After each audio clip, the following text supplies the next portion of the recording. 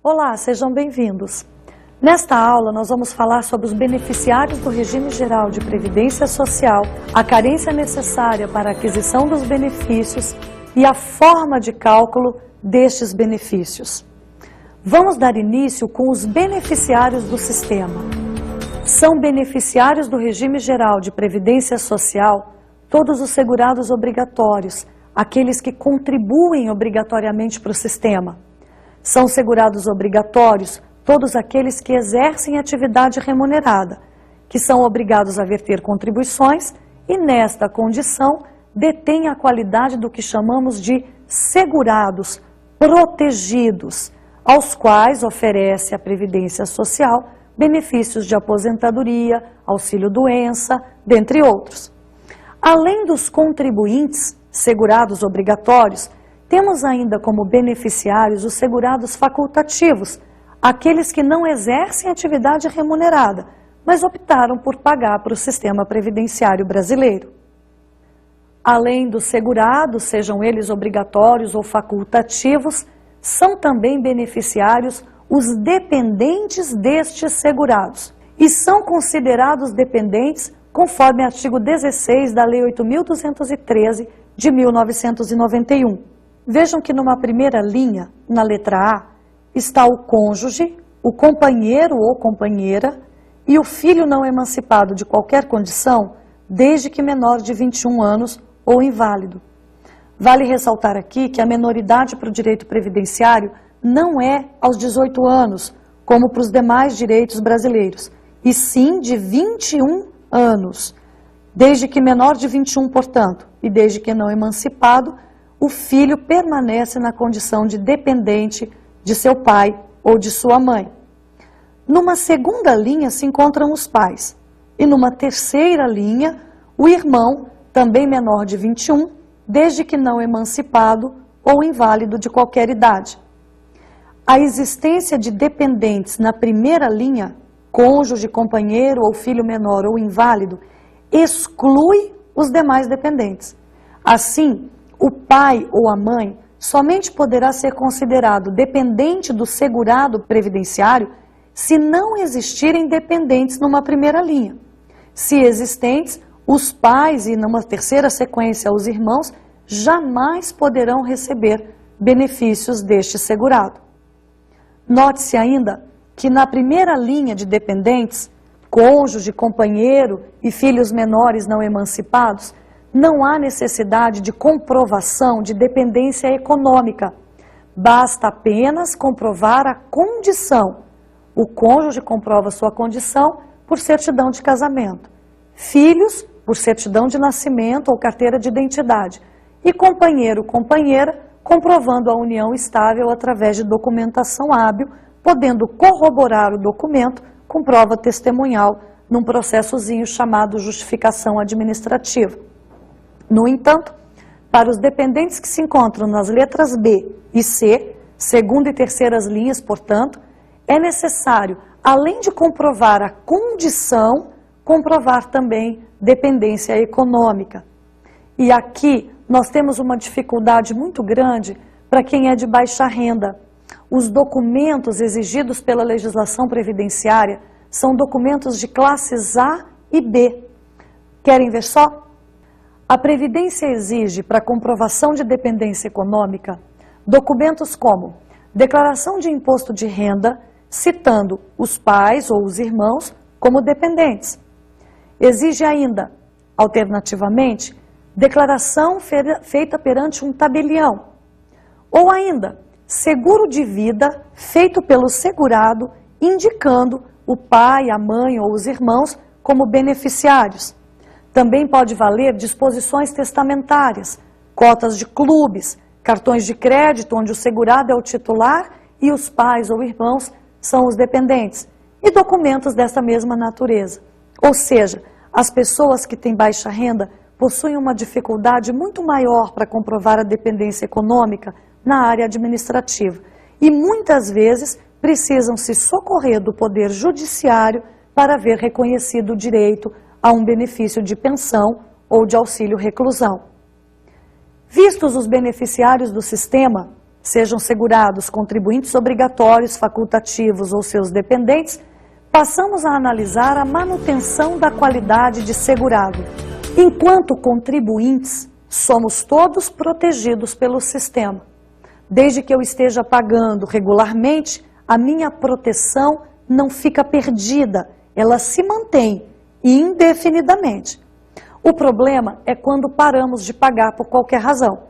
E aí temos uma situação de desemprego involuntário, temos uma doença, temos situações em que a pessoa vai presa, reclusa, temos situações em que a pessoa se transfere para o exterior e várias outras que nos impedem de continuarmos a pagar mensalmente para o sistema. Nesses casos, a Previdência entende, até mesmo porque faz parte de um princípio de proteção, entende o problema pelo qual está passando o contribuinte e não corta essa proteção de uma forma imediata. Ela nos dá um período de graça, um período em que não precisamos pagar e ainda assim mantemos a qualidade de segurado. São, portanto, considerados períodos de graça em que mantemos a condição de segurado os seguintes. Lei 8.213 de 1991, artigo 15. Mantém a qualidade do segurado, independentemente de contribuições. Inciso 1. Sem limite de prazo, quem está em gozo de benefício. Inciso 2. Até 12 meses após a cessação das contribuições, o segurado que deixar de exercer atividade remunerada abrangida pela Previdência Social ou estiver suspenso ou licenciado sem remuneração. Inciso 3. Até 12 meses após cessar a segregação, o segurado acometido de doença de segregação compulsória. Inciso 4. Até 12 meses após o livramento, o segurado retido ou recluso. Inciso 5. Até 3 meses após o licenciamento, o segurado incorporado às Forças Armadas para prestar serviço militar. Inciso 6. Até 6 meses após a cessação das contribuições, o segurado facultativo. O prazo que se encontra no inciso 2, que é de 12 meses para o segurado que deixou de exercer atividade remunerada, pode ser ainda prorrogado. Prorrogado por mais 12 meses, chegando então a um total de 2 anos, quando este segurado provar para a Previdência Social que ele deixou de exercer atividade não por vontade própria, mas em razão de um desemprego involuntário. Prova-se por carteira de trabalho, pelo carimbo do seguro-desemprego, por cadastro no Cine, procurando obter uma nova colocação no mercado, ou qualquer outro documento que constitua prova hábil para o fato. Este prazo de 12 meses, que pode ser estendido por mais 12 em caso de desemprego involuntário, pode ainda ser estendido por mais 12, perfazendo um total máximo de 3 anos. Essa segunda extensão, este segundo elastecimento de prazo, de mais 12 meses, depende do segurado ter pago mais de 10 anos para o sistema antes da paralisação das contribuições. E não depende de ter sido ou não desemprego involuntário. Assim, nós temos duas situações. Temos aquele segurado que pagou para o sistema menos de 10 anos, e então, portanto, ele tem 12 meses a princípio de período de graça, e que prova um seguro-desemprego, de forma que acabou de comprovar um desemprego involuntário. Ele terá o acréscimo de mais 12, perfazendo um total de 24 meses de proteção, independentemente de contribuições. Num segundo exemplo, temos o mesmo contribuinte, só que pagou mais de 10 anos para o sistema antes de paralisar as contribuições mensais. Ele também prova seguro-desemprego, comprovando, portanto, desemprego involuntário, e assim tem direito a ficar 3 anos sem contribuir e sem perder a proteção oferecida pelo sistema. Estes são os prazos de manutenção da qualidade de segurado. Nestes períodos de graça, o princípio protetor da Seguridade Social permanece, e qualquer que seja a necessidade do segurado, seja de um auxílio-doença, um salário-maternidade, uma aposentadoria, ele pode ir buscar essa proteção na via administrativa. No entanto, passados os prazos de período de graça, perde o segurado a proteção oferecida e, a princípio, caducam todos os direitos de benefício. Para ele ter direito, portanto, a um auxílio-doença, a uma aposentadoria, a uma pensão por morte, no caso dos dependentes, ele precisaria ter voltado para o sistema e iniciado novamente com suas contribuições. Esta é, portanto, a manutenção e a perda da qualidade de segurado. Passamos agora a analisar os períodos de carência e o reflexo dessa manutenção e perda de qualidade nos prazos de carência. É o número mínimo de contribuições mensais que temos que comprovar para a Previdência Social quando vamos requerer algum tipo de benefício. Portanto, valem como carência as contribuições efetivamente recolhidas, aquelas competências mensais, valem também o período de salário-maternidade e as contribuições vertidas para regime próprio, seja de servidores civis ou de servidores militares. Para o segurado especial, aquele que trabalha na área rural sozinho ou em regime familiar, sem outra fonte de renda e sem trabalho assalariado, a carência não é comprovada através de número de contribuições mensais, e sim de efetivo tempo de serviço rural. Desta forma, por exemplo, se para pedirmos um benefício de auxílio-doença, precisamos comprovar, nós da área urbana, 12 meses de contribuições mensais, o segurado especial vai precisar provar os mesmos 12 meses, mas de efetivo trabalho na área rural. A carência deles é em tempo de serviço e não em número de contribuições mensais. Vamos passar agora a analisar a perda da qualidade de segurado quando você fica muito tempo sem pagar e se esgota o período de graça e o reflexo disso na carência dos benefícios previdenciários. Como vimos há pouco, a legislação nos dá um período que chamamos período de graça, no qual não precisamos pagar mensalmente, mas que continuamos a obter a proteção do sistema. Esgotado esse período, o nosso direito de requerer benefício caduca. E aí, para conseguirmos então benefícios previdenciários, precisamos retornar à contribuição, voltar à situação de segurados do sistema, seja o segurado obrigatório ou facultativo, e uma vez iniciado o recolhimento mensal da contribuição, voltamos a adquirir a proteção. No entanto, precisamos pagar 1/3 da carência necessária para que aquelas contribuições antigas sejam consideradas. Por exemplo, para o benefício de auxílio-doença, exige-se a carência de 12 contribuições mensais. Vamos imaginar, portanto, um segurado que tenha contribuído para o sistema durante 20 anos, mas que por razão de desemprego involuntário, foi despedido sem justa causa, ficou sem nova colocação no mercado e, portanto, sem dinheiro para pagar suas contribuições. E assim ele permaneceu por 4 anos. Vejam que naquela situação, o período de graça, já que ele tinha trabalhado mais de 20 anos e pago mais de 20 anos e tinha comprovado um desemprego involuntário, era de apenas 3 anos. 12 originais, mais 12 por causa do desemprego involuntário e mais 12 porque havia pago mais de 10 anos. 3 anos, portanto, ele estava protegido, mas ele ficou 4 sem pagar e, portanto, perdeu a qualidade de segurado. E agora está doente, precisando de um benefício de auxílio-doença. Vejam que aqueles 20 anos que ele pagou, a princípio estão perdidos. Para serem considerados novamente, ele precisaria ter, antes de ter adoecido, voltado para o sistema previdenciário, ainda que fosse na qualidade de facultativo, e reiniciado com suas contribuições mensais. Deveria ter pago pelo menos 1/3 da carência exigida. E aqui, se a carência são de 12 meses, 1/3 seriam, portanto, 4 meses. Pagos os 4 meses, poderia ele adoecer à vontade, que estaria coberto pelo sistema de proteção e faria jus, portanto, ao benefício de auxílio-doença, porque além das 4 recentes contribuições, ele puxaria de volta aqueles 20 anos contribuídos anteriormente. Se não contribuído 1/3 da carência necessária, aquele período antigo não vai ser considerado e o benefício, por sua vez, não será concedido.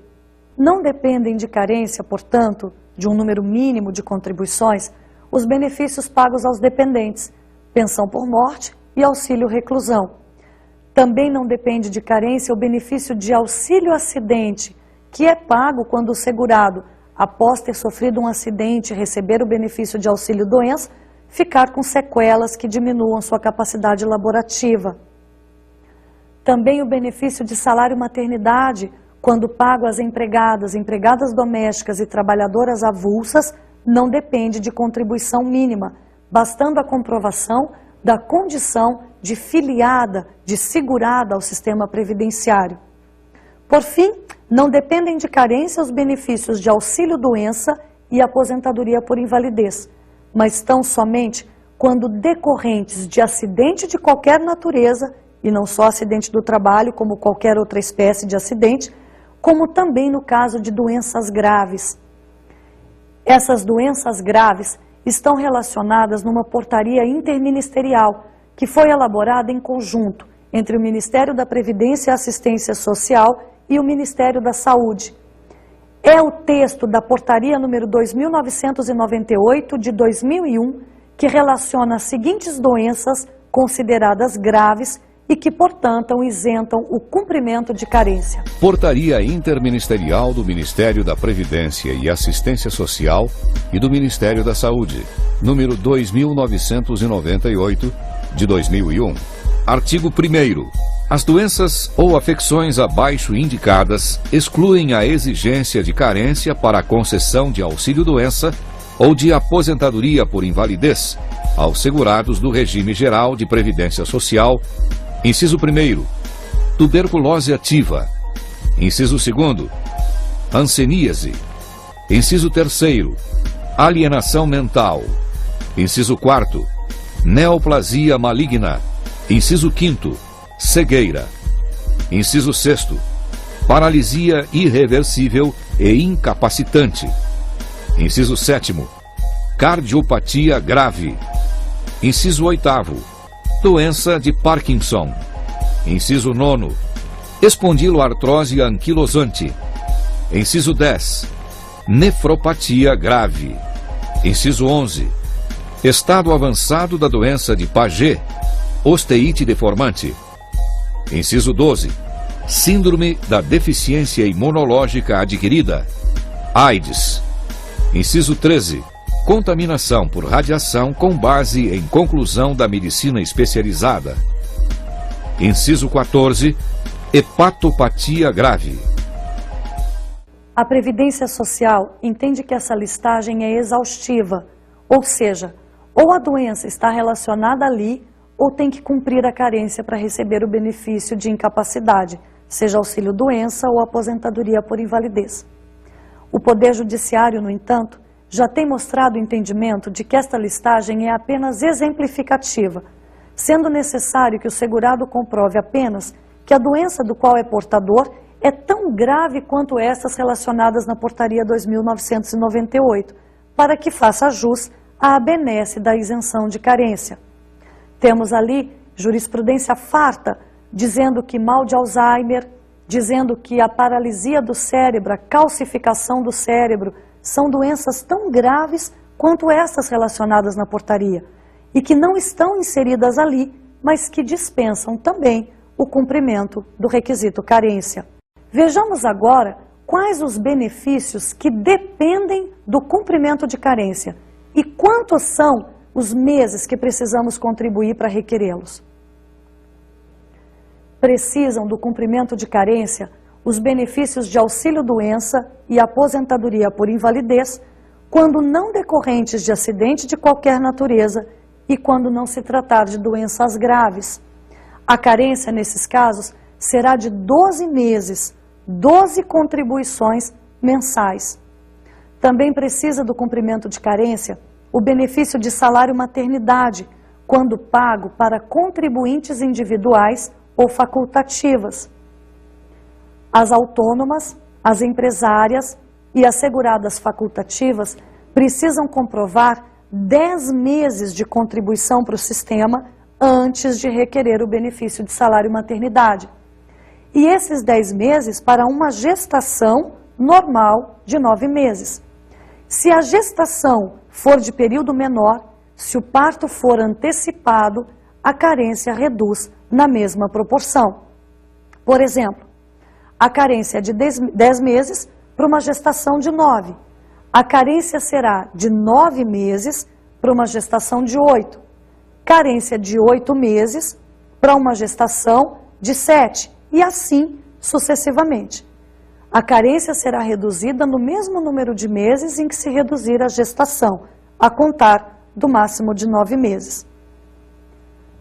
Também precisa do cumprimento de carência qualquer benefício de aposentadoria, seja por idade, tempo de contribuição ou aposentadoria especial.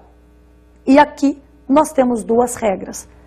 Para os segurados que se inscreveram, que começaram a contribuir após a publicação e a vigência da Lei 8.213 de 1991, a carência exigida será de 180 contribuições mensais, o que corresponde a 15 anos. No entanto, se o segurado se inscreveu antes da vigência da Lei 8.213 de 91, ele terá uma carência mais benéfica, podendo utilizar uma tabelinha que foi fixada no artigo 142 da 8.213. Vejamos a tabela. Note-se que a tabela possui um número diferente de carência, número de meses de contribuição, para cada ano em que se implementam os requisitos para os benefícios. Por exemplo, para o benefício de aposentadoria por idade, são necessários apenas 2 requisitos: o cumprimento da carência e a implementação da idade mínima. Se o segurado implementa a idade mínima no ano de 2006, a carência necessária que deverá ser comprovada é de 150 contribuições mensais. No entanto, se implementa a idade mínima no ano de 2007, a carência passa a ser de 156 contribuições mensais. E assim, a cada ano que se passa, se aumentam 6 meses na carência exigida, de forma que no ano de 2011 serão necessárias 180 contribuições mensais, assim como é exigido para os segurados que se inscreveram após a vigência da Lei 8.213 de 1991.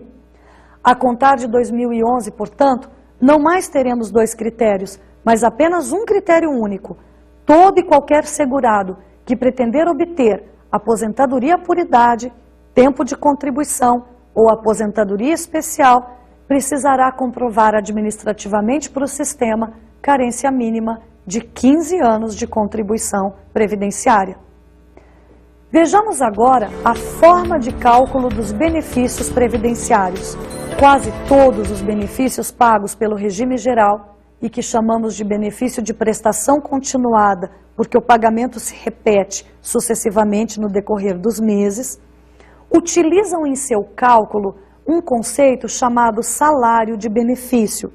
Só não usa o salário de benefício o benefício de salário família, porque já tem valor pré-determinado em tabela, o benefício de salário maternidade e o benefício de pensão por morte, porque utiliza um cálculo já efetuado para outros benefícios. Os demais benefícios do sistema utilizam o cálculo do salário de benefício como base. E este cálculo é simples, em que pese detalhado. A Previdência pega todas as suas remunerações, todos os seus salários de contribuição, e, portanto, deve-se observar o limite máximo fixado pela Previdência Social em cada competência, e joga numa primeira coluna. Atualiza esses valores e faz, então, uma terceira coluna de valores atualizados. Dessa imensidão de valores, que desde julho de 94 para cá, até o mês anterior ao requerimento do benefício, é possível jogar fora, excluir da média aritmética 20% deles, fazendo-se então a média dos 80% maiores valores de salário de contribuição. Vejamos a tabela e o seu funcionamento. Vejam que na primeira coluna nós temos os meses desde julho de 94 até o mês anterior ao requerimento do benefício. Vamos simular aqui a hipótese de um requerimento que está acontecendo em agosto de 2006. Portanto, a média vai ser de julho de 94 até a competência anterior, ou seja, julho de 2006. Nós vamos relacionar todas as competências em que houver salário de contribuição.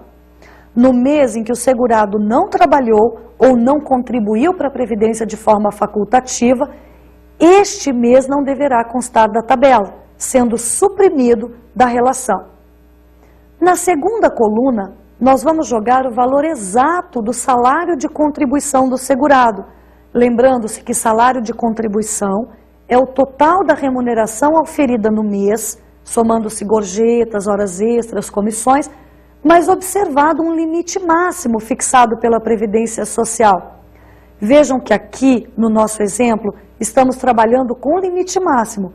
Em julho de 94, este limite era de R$ 582,86.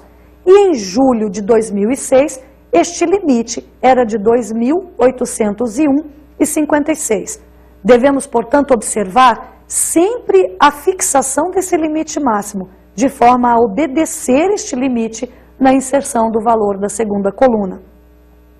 A terceira coluna contém um índice de atualização monetária, divulgado mensalmente pelo Ministério da Previdência Social, através de portaria ministerial.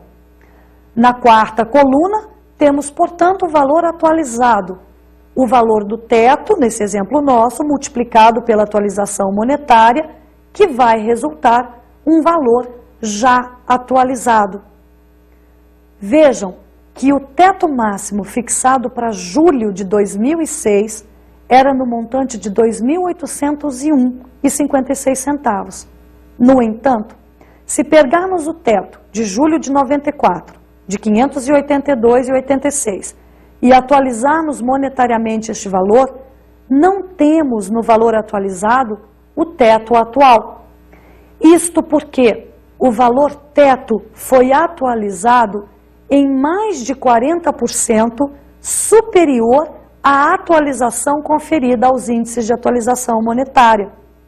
Desta forma, mesmo que um segurado tenha contribuído pelo teto a sua vida inteira, a sua média não vai nem chegar perto da média do teto máximo fixado atualmente pelo sistema, porque as atualizações do teto são superiores às atualizações repassadas para o índice de atualização monetária.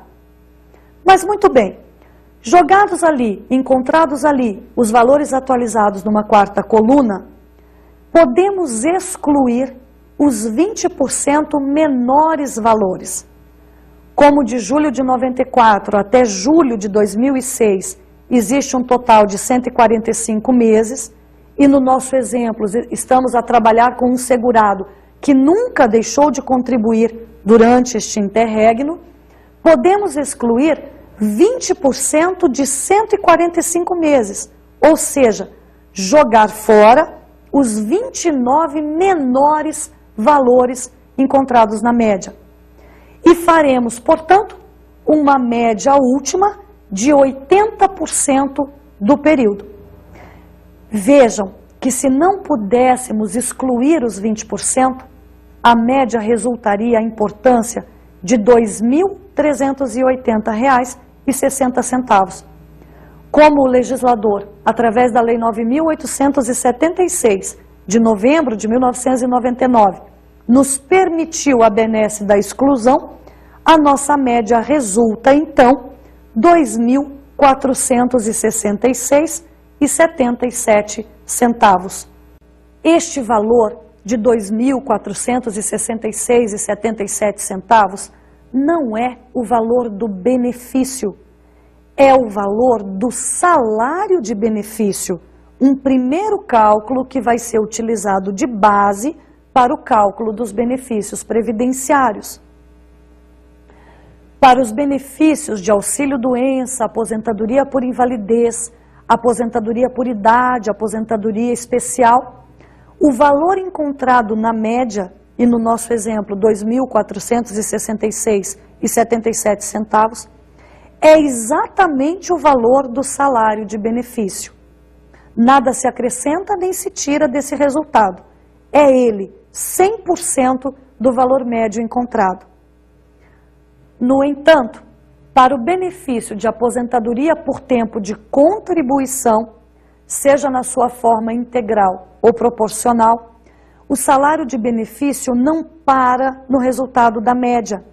Não é o valor que encontramos em nosso exemplo de R$ 2.466, mas sim o valor desse resultado multiplicado por uma fórmula matemática chamada fator previdenciário, que leva em sua composição a idade que você está no momento do requerimento do benefício, o tempo de contribuição já vertido para o sistema e a expectativa de sobrevida divulgada pelo IBGE. Vejamos a fórmula do fator previdenciário. Note-se que a fórmula do fator previdenciário utiliza como denominador o seu tempo de contribuição. E na segunda parte da fórmula, o ID, que significa a sua idade atual. No entanto, no divisor, temos a expectativa de sobrevida, de forma que quanto mais novo você está hoje, menor vai resultar o valor do fator previdenciário. Hoje, para que o fator dê uma unidade, que seria o ideal, porque então média vezes fator significaria o total da média, resultaria aqueles 2.466 auferidos no cálculo do salário de benefício, mas para que ele dê 1, é preciso que o segurado tenha 63 anos de idade ou mais e 30 ou 35, conforme mulher ou homem, de tempo de contribuição. Assim, quanto mais longe dos 63 anos o segurado está, menor vai dar o resultado do fator e menor vai ser, por consequência, o valor do seu benefício de aposentadoria por tempo de contribuição. Vamos ver um exemplo em que a média deu aqueles R$ 2.466,77, que é a média máxima para um requerimento em agosto de 2006, e um segurado do sexo masculino com idade de 53 anos no momento do requerimento do benefício. Vamos conferir o exemplo. Aqui vamos ter na fórmula apenas uma substituição de dados. Tempo de contribuição de 35 anos, expectativa de sobrevida divulgada pelo IBGE de 26 anos e idade no momento do requerimento do benefício de 53 anos. Substituindo, portanto, os dados da fórmula matemática, vamos ter um resultado final de 0,6837.